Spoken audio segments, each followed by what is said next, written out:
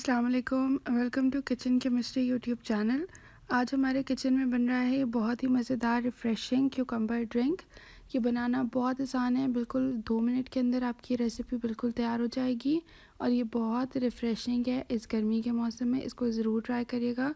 तो चलें चलते हैं आज की अपनी इस रिफ़्रेशिंग सी रेसिपी की तरफ। आज की रेसिपी के लिए मेरे पास यहाँ पे 2 खीरे रखे हुए हैं और उसके बाद यहाँ पे मेरे पास तकरीबन 1 टीस्पून काला नमक है और ये मेरे पास 7 अप है। सबसे पहले मैंने जो खीरे थे उनका छिलका उतार लिया है और उनको इस तरीके से मैं मोटे मोटे स्लाइस की शेप में काट रही हूँ।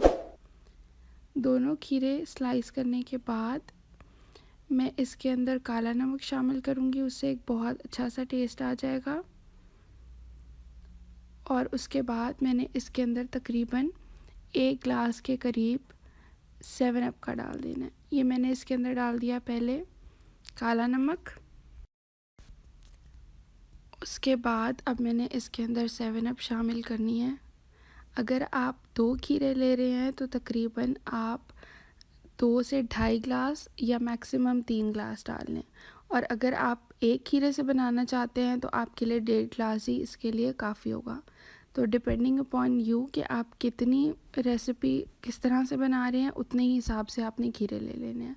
बस हमने तमाम इंग्रेडिएंट्स डाल दिए। इसके अंदर मैंने बर्फ़ भी शामिल की थी इसको ठंडा करने के लिए और अब मैंने उसका ब्लेंडर चला दिया है। अब ये ब्लेंड होगा अच्छे तरीके से।